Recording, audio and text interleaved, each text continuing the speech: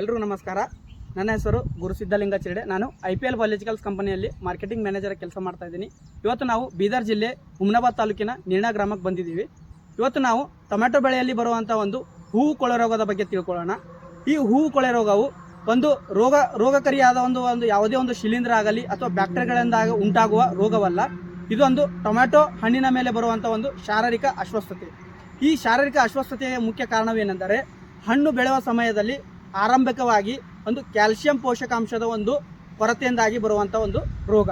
ಈ ಕ್ಯಾಲ್ಸಿಯಂ ಕೊರತೆಗೆ ಮುಖ್ಯ ಕಾರಣವೇನೆಂದರೆ ಮಣ್ಣಿನಲ್ಲಿ ತೇವಾಂಶದ ಒಂದು ಏರುಪೇರು, ಅಂದರೆ ಒಂದು ಅತಿಯಾಗಿ ಒಣಗಿದ ಒಂದು ಮಣ್ಣಿನಲ್ಲಿ ಇದ್ದಕ್ಕಿದ್ದಂತೆ ಒಂದು ನೀರು ಬಿಡುವುದು ಹಾಗೂ ಒಂದು ಮಣ್ಣಿನ ತೇವಾಂಶ ಅತಿಯಾಗಿ ಕಾಪಾಡಿಕೊಳ್ಳುವುದರಿಂದ ಮಣ್ಣಿನಿಂದ ಒಂದು ಕ್ಯಾಲ್ಸಿಯಂ ಹೀರಿಕೊಳ್ಳುವಿಕೆಯನ್ನು ಕಡಿಮೆ ಆಗುತ್ತದೆ.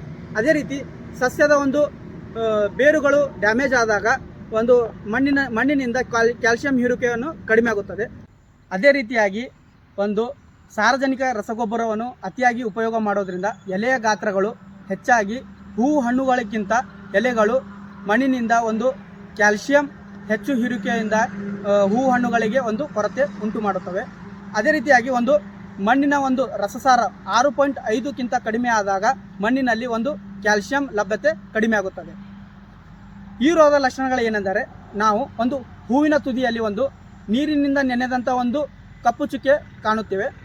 ಈ ಚುಕ್ಕೆಯು ಮುಂದೆ ತೀವ್ರವಾಗಿ ಒಂದು ಕಂದು ಬಣ್ಣಕ್ಕೆ ತಿರುಗಿ ಹಳದಿಯಾಗಿ ಉದುರಿ ಹೋಗುತ್ತದೆ.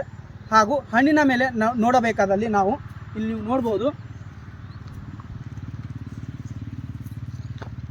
ಈ ರೀತಿ ಹಣ್ಣುಗಳು ಒಂದು ಮುಕ್ಕಾಲು ಭಾಗ ಬೆಳೆದಾಗ ಈ ರೀತಿ ನಾವು ಒಂದು ಕೊಳೆತಂಥ ಒಂದು ಸ್ಥಿತಿಯನ್ನು ನಾವು ನೋಡಬಹುದು. ಈ ಕ್ಯಾಲ್ಸಿಯಂ ಕೊರತೆ ನಾವು ನಿರ್ವಹಣೆ ಮಾಡಬೇಕಾದಲ್ಲಿ ನಾವು ಮಣ್ಣಿನ ತೇವಾಂಶವನ್ನು ನಾವು ಸಮನಾಗಿ ಕಾಪಾಡಿಕೊಳ್ಳಬೇಕು.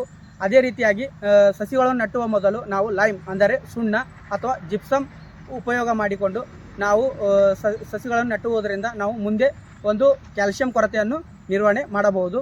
ಅದೇ ರೀತಿಯಾಗಿ ನಾವು ಯೂರಿಯಾ ಅಂದರೆ ಅಮೋನಿಯಂ ರೂಪದಲ್ಲಿ ಬಿಟ್ಟು ಒಂದು ನೈಟ್ರೇಟ್ ರೂಪದ ಒಂದು ಸಾರ್ವಜನಿಕವನ್ನು ಗೊಬ್ಬರವನ್ನು ಉಪಯೋಗ ಮಾಡೋದರಿಂದ ನಾವು ಕ್ಯಾಲ್ಸಿಯಂ ಕೊರತೆಯನ್ನು ನಿಯಂತ್ರಣ ಮಾಡಬಹುದು.